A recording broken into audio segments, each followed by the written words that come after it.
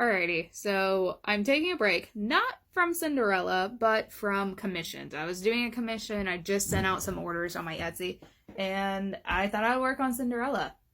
I have not touched this since I got it out. It's slowly de-wrinkling by itself, but I I think these will look really pretty in this blue tulle. Now, of course, it's not going on the skirt, it's going across in that little weird body thing. But this is the biggest butterfly, and I'm making a few smaller sizes, and I thought because I am just going ham with the hot glue gun, I thought I'd show how I made this. So step one is obviously sketching out your wing shape. You can get fancy and do some inner wire work. I'm keeping it pretty simple. This is that bigger size. I'm going to try to make little ones for my hair and some other sizes to go with the big ones in the tulle stuff. Once you have that, get yourself some thin. I'm talking thin. The thinner the wire, the easier it's going to work with, the better you're going to like yourself. I'm using this blue stuff. It was the only thing available at my Dollar Tree, but it's working better than a green or a yellow or a red. So I'm really excited that I did find blue. But basically, you're going to make your little wings. You take this, basically trace it, twist it, do whatever it takes, and you're going to get these little butterfly shapes. I want to point this out. This this half of the butterfly with the two wings is probably easier if you don't do it like this. I'm doing it like this because I'm lazy and I think it's working better, but it's probably not.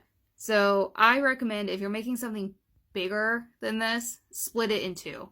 Do 4 parts to make a butterfly, not 2 parts, if that makes sense. Take your questionable hot glue gun and basically you're going to glue it onto whatever material. I recommend testing your material to see what exactly you can do. But I know I can take a hot glue gun and do little drops on tip, center, and tip.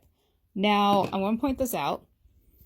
The outer part, I try and do this without looking at my hand. Okay, the outer part, I try to keep most of the glue on the outside. Because if it's on the inside, you're going to be able to see it.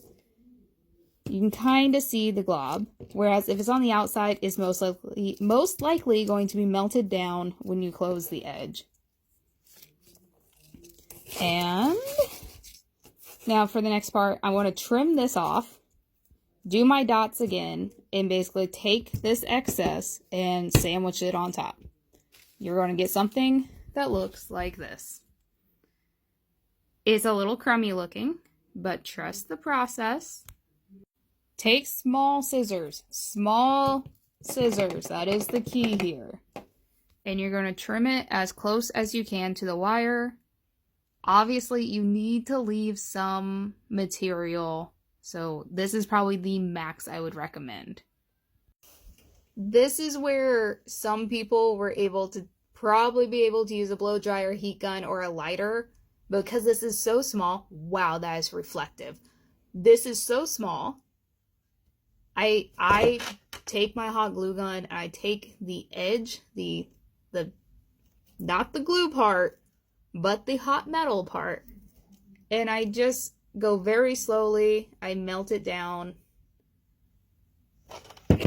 little bits, and I use my fingers to pinch and tap down. I try to get as close to the wire as possible, like in this example. Like my sealed edge is right on the wire. And that's all it takes. And then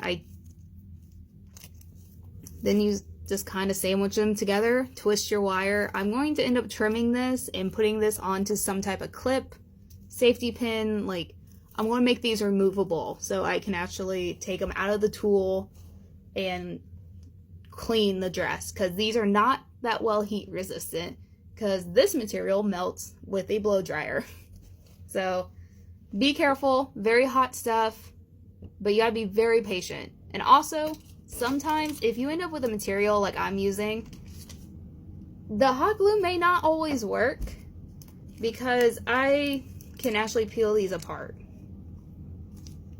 So yeah, have fun. It's a lot of experimentation, a lot of patience, but you can have some really cute butterflies that are just super reflective. I got a crap ton to make, so happy crafting.